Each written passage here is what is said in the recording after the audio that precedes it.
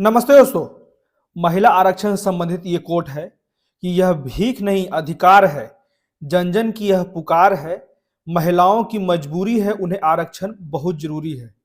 महिलाओं के 33% आरक्षण का विरोध केवल वही लोग करते हैं जो महिला विरोधी मानसिकता के शिकार होते हैं।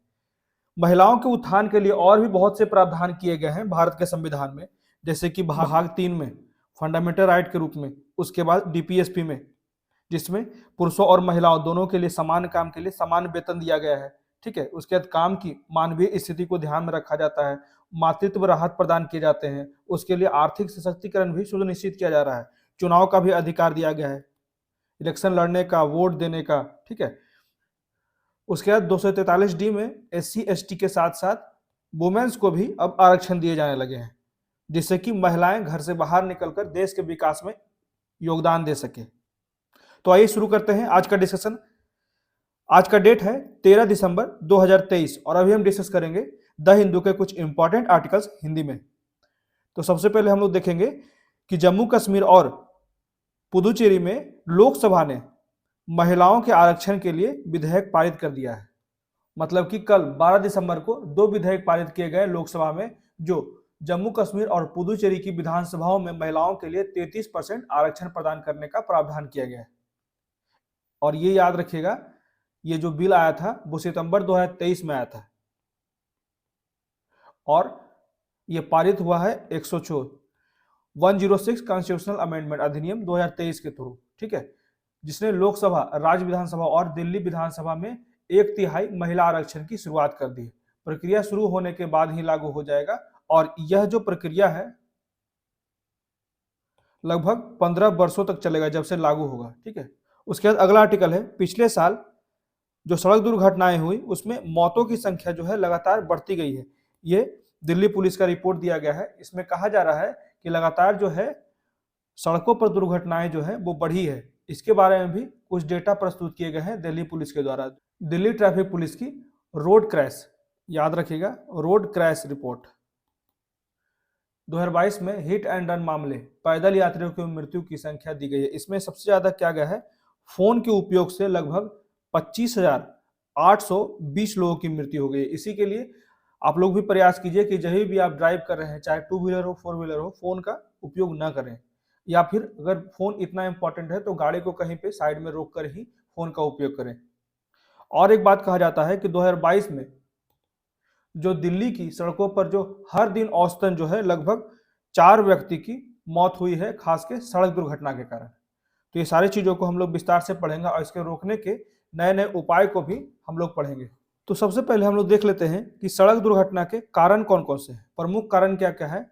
तो सबसे पहले जो है ह्यूमन एरर, मतलब कि मानवीय त्रुटि, दोषपूर्ण रोड का डिजाइन, उसके बाद वाहन सुरक्षा जो मानक है वो बहुत ही कमजोर है भारत में। उसके बाद गोल्डन आवर उपचार की कमी। गोल्डन आवर उसे कहते हैं जब किसी व्यक्ति का एक्सीडेंट होता है तो वो इंजर्ड होता है तो उसे सही समय पे अस्पताल पहुंचाया जाए, उसी को गोल्डन आवर कहते हैं, ये ध्यान रखिएगा। उसके बाद लोगों में जागरूकता की कमी होती है, एयर बैग या एंटी लॉक ब्रेकिंग सिस्टम से कम जागरूक होते हैं, लोग सीट बेल्ट नहीं लगाना चाहते हैं। तो ये सारी कारणों से जो सड़क पर दुर्घटनाएं हैं उसकी संख्याएं लगातार बढ़ती जा रही है। इसको हम लोग विस्तार से पढ़ लेंगे और इसके समाधान के भी तरीकों को हम लोग जानेंगे। उसके बाद अगला आर्टिकल है पेटेंट बहिष्करण। मद्रास उच्च न्यायालय ने रास्ता दिखाया है। यहाँ पे कहा जा रहा है कि बहुत सी चीजें ऐसी हैं जिसको पेटेंट जो कराया जाता है वो अतार्किक होता है। तो सबसे पहले हम लोग जानेंगे कि पेटेंट होता क्या है। तो पेटेंट एक आविष्कारक को सरकार द्वारा दिया गया एक विशेष अधिकार है, जिसके तहत वह दूसरों को अपना जो आविष्कार किया गया वस्तु है उसका उपयोग करने, बनाने और बेचने की एक निश्चित अवधि से बाहर कर देता है, और उसी को यह अधिकार रहता है जिसने इसका आविष्कार किया है। तो एक पेटेंट उनके पिछले आविष्कार में सुधार के लिए भी उपलब्ध होती है। तो यही सारी चीजें हैं। तो मद्रास उच्च न्यायालय ने कहा कि फार्मास्यूटिकल पेटेंट के क्षेत्र में जिसका दवाओं तक बहुत ज्यादा गहरा प्रभाव पड़ता है, पेटेंट संरक्षण के दायरे की सटीक सीमाओं के बारे में स्पष्ट होना बहुत ही महत्वपूर्ण है। तो यहाँ पे एक बात और है जो मद्रास के हाईकोर्ट ने बताया है, ब्राइट लाइन नियम। ठीक है, इसके कुछ कुछ सुझाव दिए गए हैं जो बहुत ही महत्वपूर्ण है, जैसे कि इस तथ्य के आलोक में कि नई फार्मास्यूटिकल दवाओं और प्रक्रियाओं के विकास के लिए अनुसंधान और विकास में लागत में वृद्धि की जाए। उसके बाद सार्वजनिक हित में उसमें व्यापक एकाधिकार के अनुदान को रोका जाए, जो एकाधिकार होता है उसको रोका जाए, ठीक, और उसमें स्थिरता और निश्चितता लाई जाए।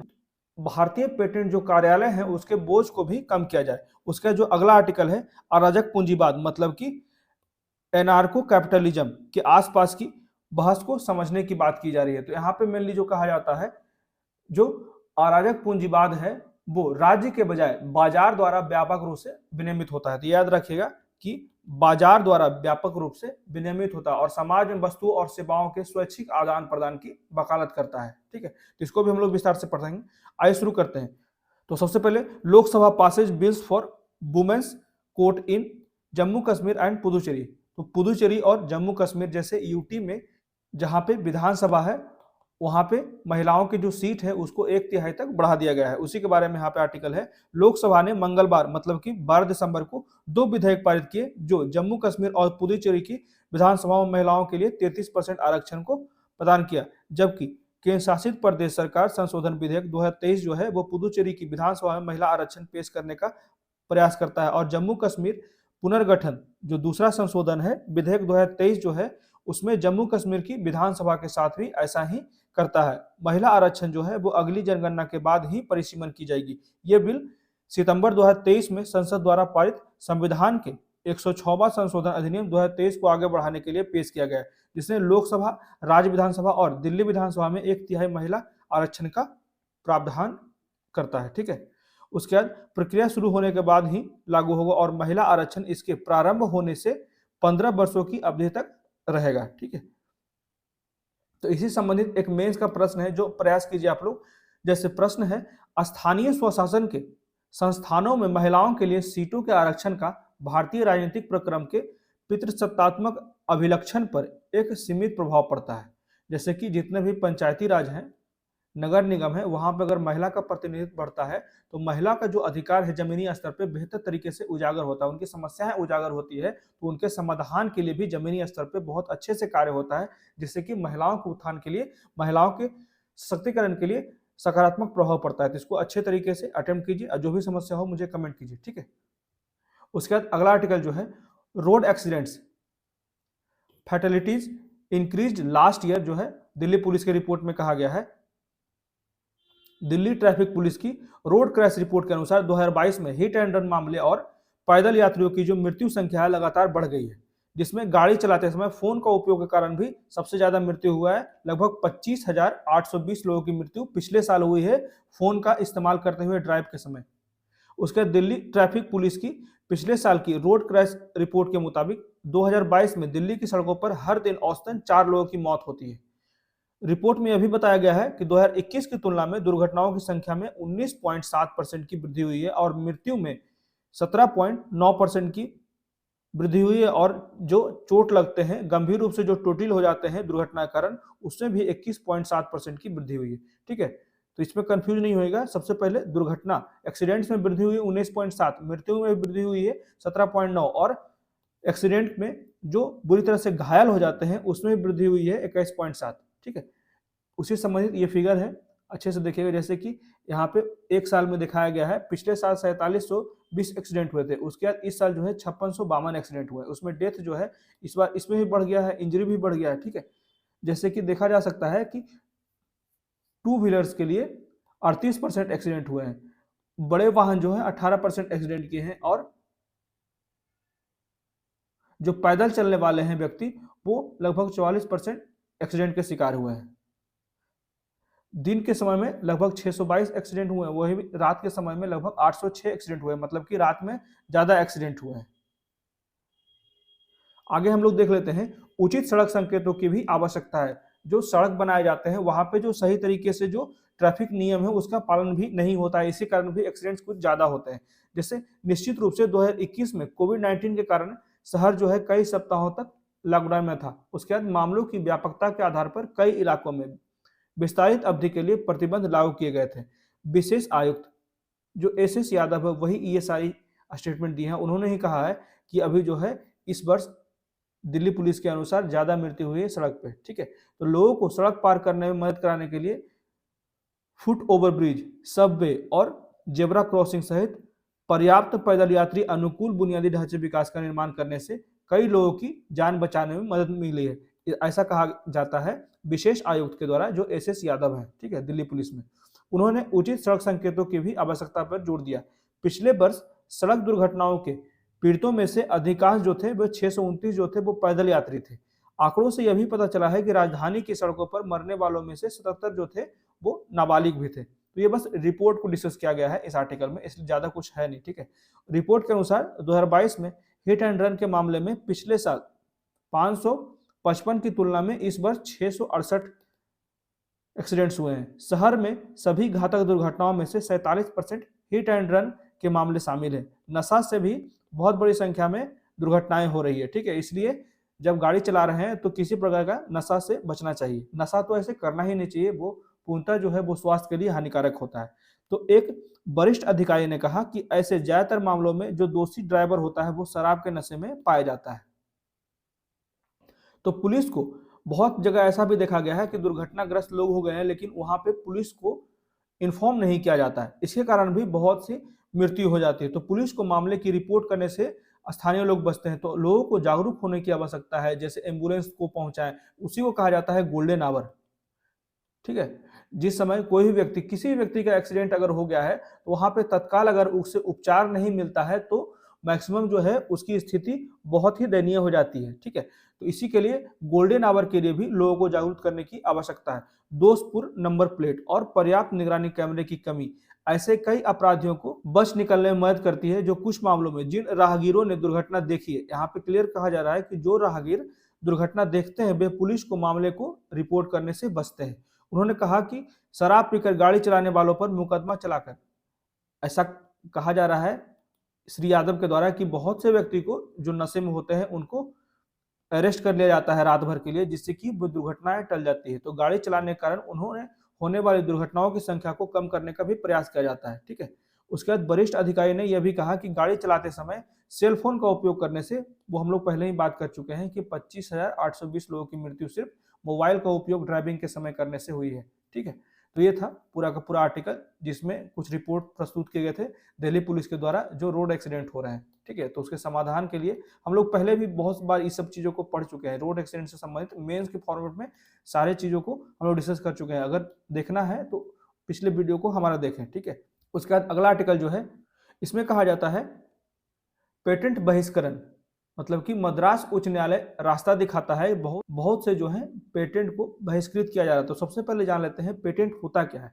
तो पेटेंट एक आविष्कारक को सरकार द्वारा दिया गया एक विशेषाधिकार है, जिसके तहत वह दूसरों को अपने आविष्कार किए हुए वस्तु का उपयोग करने, बनाने और बेचने की एक निश्चित अवधि से बाहर रखता है, ठीक है। एक पेटेंट उनके पिछले आविष्कार में सुधार के लिए भी उपलब्ध है। पेटेंट कानून बनाने का मुख्य उद्देश्य जो है वो आविष्कारकों को उनके आविष्कारों के लिए विशेष अधिकार प्रदान करके उनके क्षेत्र में अधिक योगदान करने के लिए प्रोत्साहित किया जाता है। वे निराकार अधिकार का एक रूप है। अमूर्त अधिकार संपत्ति के अधिकार हैं जिन्हें देखा या छुआ नहीं जा सकता, लेकिन फिर भी कानून द्वारा लागू किया जा सकता है। आमतौर पर अमूर्त अधिकार जो है वो अमूर्त संपत्ति जैसे कॉपीराइट, लाइसेंस, रास्ते का अधिकार या सुख भोग से संबंधित अधिकार है, ये अमूर्त अधिकार है, ठीक है। किसी भी आविष्कारक को पेटेंट योग्य बनाने के लिए बुनियादी परीक्षण, क्या क्या परीक्षण करने की आवश्यकता होती है। तो सबसे पहले जो रचना किया जा रहा है वो नवीन होनी चाहिए, नया रिसर्च होना चाहिए जो पहले से मौजूद नहीं है। दूसरा, रचना गैर स्पष्ट होनी चाहिए, मतलब कि पहले से इसकी जानकारी नहीं है, यह पिछले वाले से काफी आगे होना चाहिए। तकनीक में थोड़ा सा संशोधन उत्पाद को पेटेंट का अधिकार नहीं दे सकता है। उसके बाद तीसरा जो है वो नवाचार वैध तरीके से फायदेमंद होना चाहिए, जिसका अर्थ है कि इसे विशेष रूप से किसी भी गैर कानूनी काम में नियोजित नहीं किया जाना चाहिए और ईमानदार तरीके से दुनिया के लिए मूल्यवान होना चाहिए। जैसे कि मान लीजिए एक टीका, कोई भी टीका बनाया जाता है, जैसे हाल ही में कोविड-19 का प्रकोप बढ़ गया था वैश्विक स्तर पर, तो टीका का निर्माण हुआ, तो इस तरह का बात किया जा रहा है, ठीक है। तो पेटेंट बहिष्करण, अब देख लेते हैं द हिंदू में राइटर के द्वारा क्या कहा जा रहा है कि फार्मास्यूटिकल पेटेंट के क्षेत्र में जिसका दवाओं पर बहुत गहरा प्रभाव पड़ता है। पेटेंट जो होता है वो संरक्षण के दायरे की सटीक सीमाओं के बारे में स्पष्टता होना बहुत ही आवश्यक है। यह स्पष्टता यह सुनिश्चित करने के लिए महत्वपूर्ण है कि सभी जो हितधारक है, स्टेक होल्डर्स हैं, इस बात से अवगत हों कि किसी विशेष आविष्कार के लिए पेटेंट संरक्षण किस हद तक किया जा सकता है और किस हद तक नहीं किया जा सकता है, जिससे कि नवाचार और पहुंच दोनों को बढ़ावा मिल सके।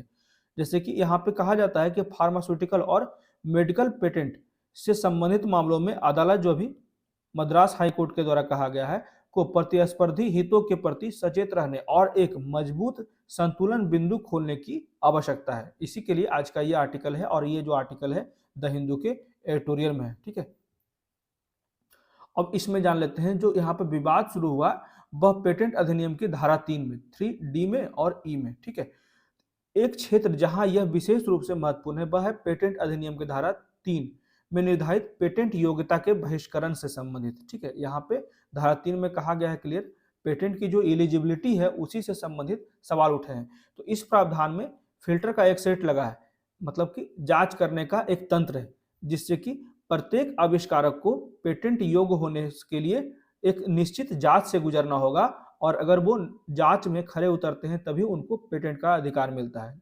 ठीक है, तो धारा 3D से संबंधित एक ऐसे बहिष्करण पर भारत के सर्वोच्च न्यायालय के प्रसिद्ध नोवाटिस फैसले के अलावा बढ़ी हुई चिकित्सीय प्रभावकारिता को प्रदर्शित करने के लिए एक आविष्कार की आवश्यकता पर भारतीय अदालत ने ऐसे अन्य की बहिष्करण व्याख्या पर उज्ज्वल रेखा नियम पेश नहीं किया। मतलब कि क्लियर कहा गया फिगर में, इन्वेंशन जो होता है वो हर बार पेटेंटेबल नहीं होता है।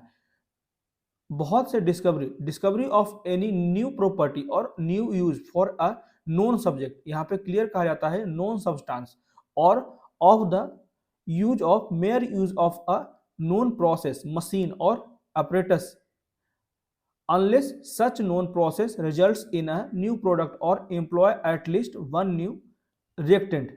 तो इसी के कारण भी बहुत बार क्या होता है कि पेटेंट नहीं मिल पाता। जैसे एग्जांपल दिया जा रहा है new use of aspirin for heart alignment, उसके बाद मेयर न्यू यूज ऑफ नीम। तो बहुत बार जो होता है कुछ नया तरीका ढूंढना जो है पेशेंट जरूरी नहीं है कि मिल जाएगा। इसी की बात यहाँ पे 3D में कहा जा रहा है।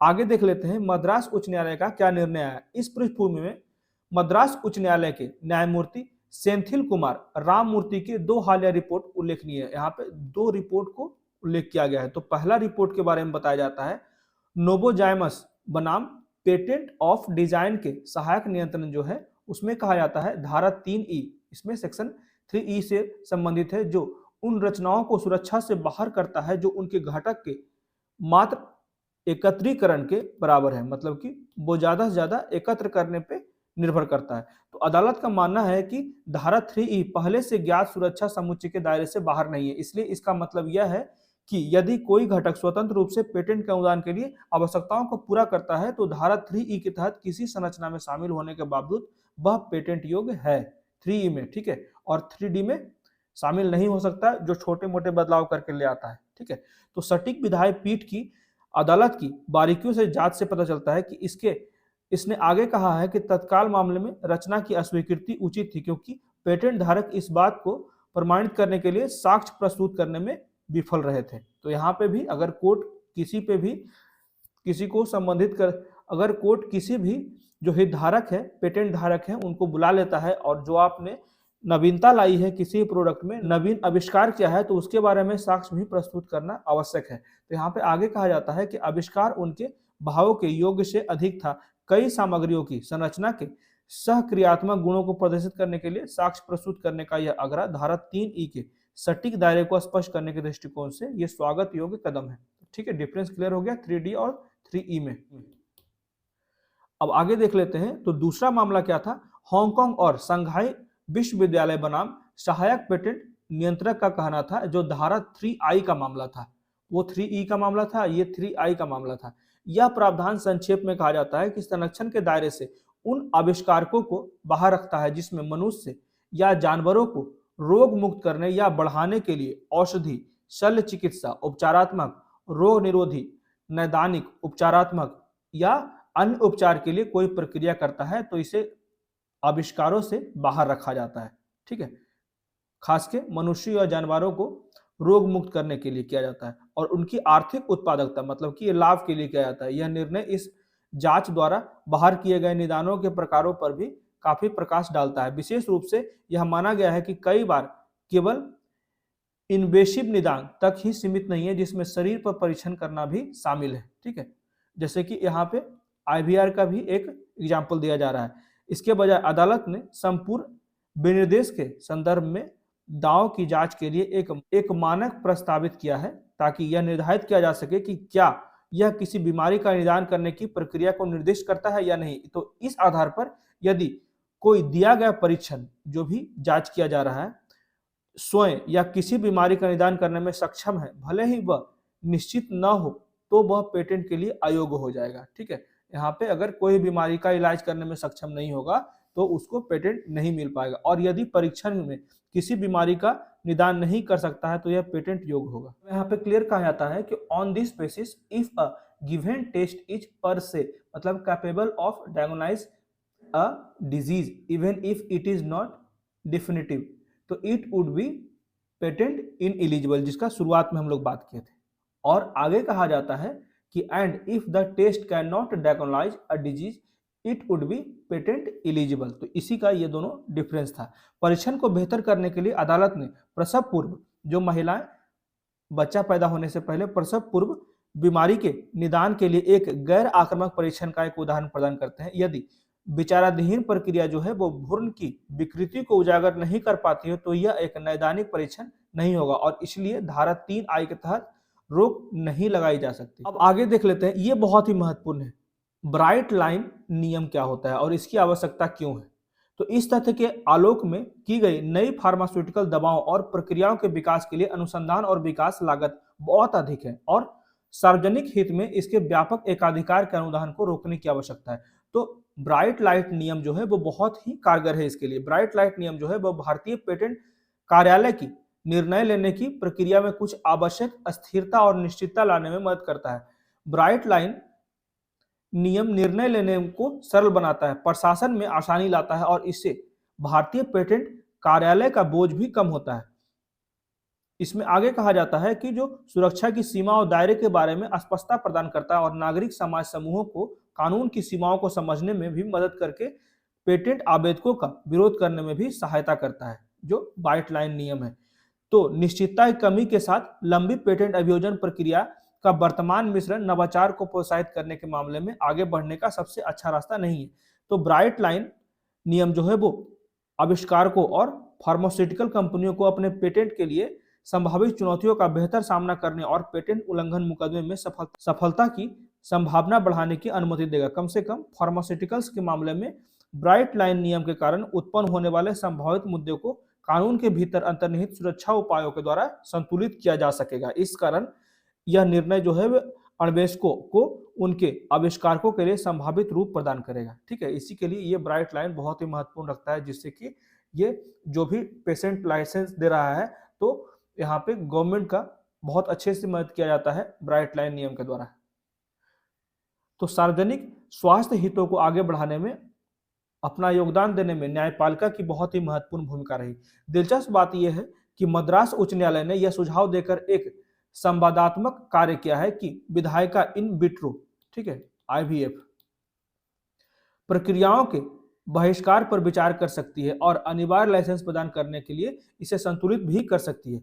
यदि विधायिका शून्य है, मतलब कि लोकसभा और राज्यसभा से इससे संबंधित कोई बिल पास नहीं किया जाता है और कार्यपालिका ने किसी मुद्दे को संतोषजनक ढंग से संबोधित नहीं किया है, तो राष्ट्र के सार्वजनिक स्वास्थ्य हितों को आगे बढ़ाने के लिए अपना योगदान देने में न्यायपालिका की भी महत्वपूर्ण भूमिका रहती है। ठीक है, तो यहाँ पे देखा जा सकता है ये बहुत ही ऐतिहासिक फैसला दिया गया मद्रास हाईकोर्ट के द्वारा। ठीक है, उसके बाद इसी को कहा जाता है exclusion of in vitro process and counterbalance the same by providing for compulsory licensing if there is a, मतलब वही कहा जाता है कि अगर लेजिस्लेटिव और एग्जीक्यूटिव जो है वो ध्यान नहीं दे रहे हैं तो यहाँ पे जुडिशरी जो है वो बहुत ही इंपॉर्टेंट रोल प्ले कर सकता है, खासकर making its contribution in furthering the public health interest of the nation. ठीक है, उसके बाद फार्मास्यूटिकल और मेडिकल पेटेंट से संबंधित मामलों में अदालत को प्रतिस्पर्धी हितों के प्रति पूरी तरह से सचेत रहने की जरूरत है और एक मजबूत संतुलन बिंदु ढूंढना होगा जिससे कि सभी पक्षों को सही तरीके से समझा जा सके। चूंकि भारत में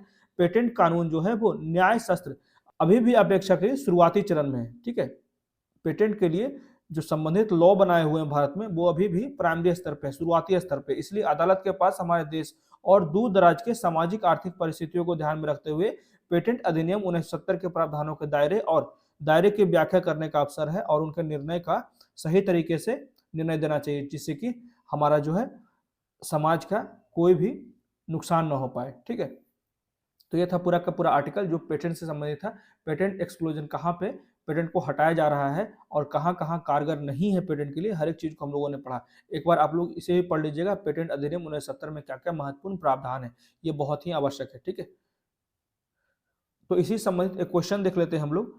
निम्नलिखित कथनों पर विचार कीजिए, 2019 में यूपीएससी में क्वेश्चन आया था। ठीक है, तो भारतीय पेटेंट अधिनियम के अनुसार किसी बीज को बनाने की जैव प्रक्रिया का भारत में पेटेंट कराया जा सकता है, ये पहला है। ठीक है, यहाँ पे कुछ गलती हो गया। दूसरा जो है, भारत में कोई बौद्धिक संपदा अपील बोर्ड नहीं है।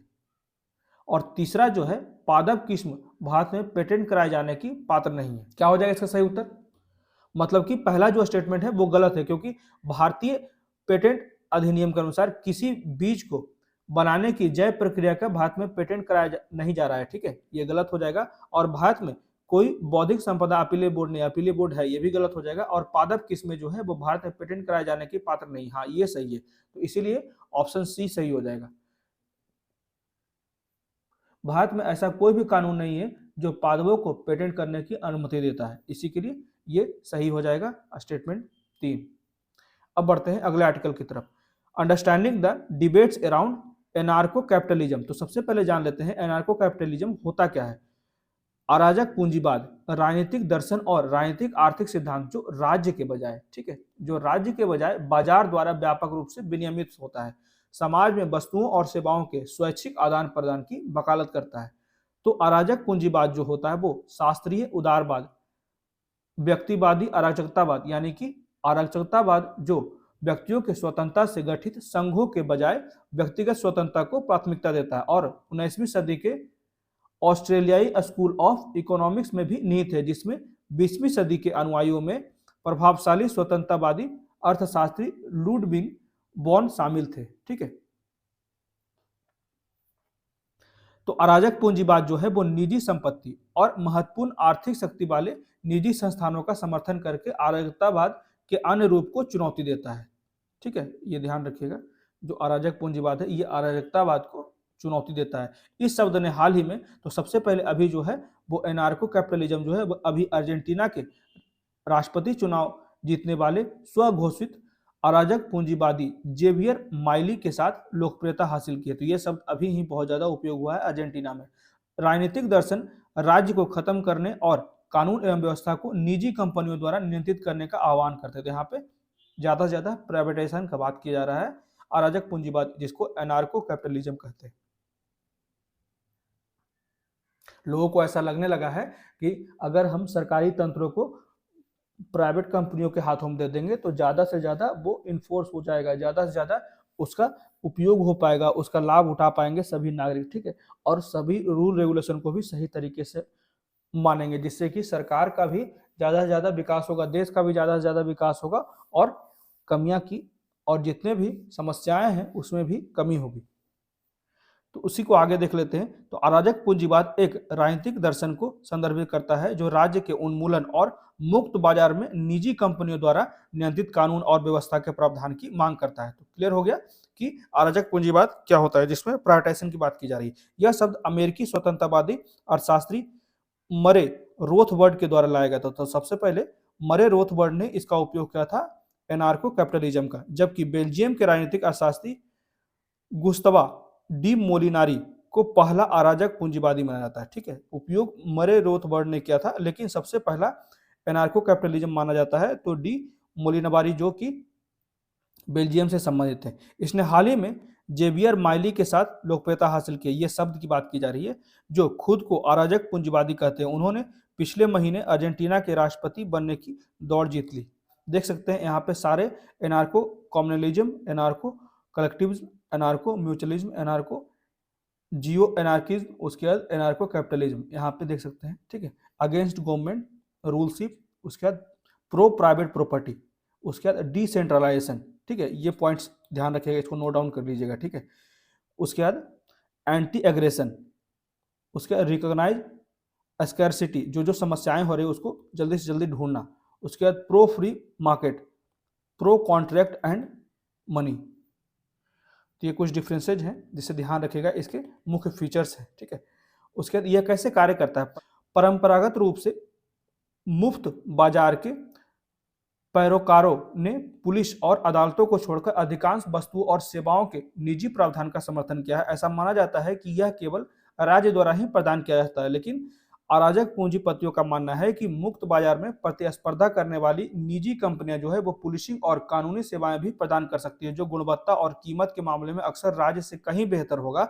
और जिस तरह से निजी कंपनियां आज सरकार की तुलना में सस्ती कीमतों पर बेहतर कारें, टेलीफोन सेवाएं आदि प्रदान कर रही है, उसी तरह निजी कंपनियां कहीं बेहतर पुलिस और कानूनी व्यवस्था भी प्रदान कर सकती है। तो यह ध्यान दिया जाना चाहिए कि एक अराजक पूंजीवादी समाज में लोग अपराध के खिलाफ सुरक्षा प्रदान करने और दूसरों के साथ विवादों का निपटान करने के लिए निजी पुलिस और अदालतों को भुगतान करेंगे। तो यहाँ पे यही बातें की जा रही है, मेनली प्राइवेटाइज करने की बात की जा रही है। अराजक पूंजीपति का तर्क है कि निजी कंपनियां जो अपने अस्तित्व के लिए ग्राहक संरक्षण पर निर्भर है, प्रभावी ढंग से अपने ग्राहकों की जरूरतों को पूरा करेगा, और यह राज्य द्वारा प्रस्तावित वर्तमान एकाधिकार पुलिस और अदालत प्रणाली के विपरीत होगा, जिसे करदाताओं के पैसे का उपयोग करके वित्त पोषित किया जाता है। इसमें देरी और विभिन्न अक्षमताएं भी निहित है। यही बातें थी यहाँ पे, जो लगातार यही कहा जा रहा है कि ज़्यादा से ज़्यादा जो सरकार के महत्वपूर्ण तंत्र हैं उसको भी प्रायोरिटाइज करना चाहिए, जिससे कि देश का विकास तेजी से हो जाएगा, क्योंकि ये पूर्णतः केंद्रित होगा समाज के विकास के लिए। लोगों की जो समस्याएं हैं उसको ज़्यादा से जल्दी समाधान करने की बात की जा रही है। आलोचकों का कहना है कि बाजार द्वारा दी जाने वाली पूरी सुरक्षा और कानूनी निर्णय जो होता है वो अमीरों के पक्ष में होने, न कि गरीबों के पक्ष में। मतलब यहाँ पे आलोचना भी की जा रही है कि ऐसा करने पे बहुत बार भी ऐसा हो सकता है, अगर प्राइवेटाइज किया गया तो जो लोग अमीर लोग होंगे उसके पक्ष में हमेशा निर्णय मिलेगा, तो गरीबों का और ज्यादा शोषण बढ़ जाएगा। तो उनका तर्क है कि अमीर लोग निजी पुलिस या अदालतों को अधिक धनराशि देकर आसानी से अपराध से बच सकते हैं और गरीब को बिना न्याय के छोड़ सकते हैं। तो यहाँ पे ये आलोचना भी की जा रही है, ठीक है। एक अव्यवहारिक विचारधारा, यहाँ पे राठिया द्वारा कहा जा रहा है यह एक अव्यवहारिक विचारधारा है। तो क्या होने की संभावना है। अराजक पूंजीपतियों का तर्क है कि प्रतिस्पर्धी पुलिस और अदालतें एक महंगे गतिरोध से बचने की कोशिश कर रही है। जब उनके ग्राहकों के बीच संघर्ष की बात आती है तो नियमों के एक निश्चित पूर्व अनुमानित सेट के अनुसार खेलने के लिए सहमत होंगे। ये सामान्य नियम क्या होंगे, यह अंततः बाजार के ग्राहकों की प्रतिस्पर्धी मांगों द्वारा निर्धारित किए जाएंगे। तो यही बातें थी। इसके अलावा अराजक पूंजीपति बताते हैं कि गरीबों को वास्तव में अराजक पूंजीवादी समाज में न्याय प्राप्त करने की बेहतर संभावनाएं हो सकती है, क्योंकि निजी कंपनियां पिरामिड के निचले हिस्से में बड़ी बाजार मांग को पूरा करने की कोशिश करेगी, और यह राज्य द्वारा समर्थित वर्तमान पुलिस और कानूनी प्रणाली के विपरीत है। इसमें समूहों के उसकी पैरवी शक्ति के आधार पर लाभ होगा, ठीक है। तो यहाँ पे यही तर्क वितर्क किया जा रहा है कि ज्यादा से ज्यादा प्राइवेटाइज किया जाए जो सरकार के महत्वपूर्ण तंत्र है, ठीक है। चाहे अभी बात की जा रही है सेक्रेटेरिएट की, सचिवालय को प्राइवेटाइज करने की बात की जा रही है, उसी तरह पुलिस पे भी बात की जा रही है, कोर्ट पे भी बात किया जा रहा है, ठीक है। तो ये था पूरा का पूरा आर्टिकल जो आज के द हिंदू के इंपॉर्टेंट आर्टिकल्स थे। तो कैसा लगा प्लीज मुझे कमेंट करके बताएं, और मेरे वीडियो को ज्यादा से ज्यादा लाइक करें, शेयर करें और मेरे चैनल को सब्सक्राइब करें। Thank you.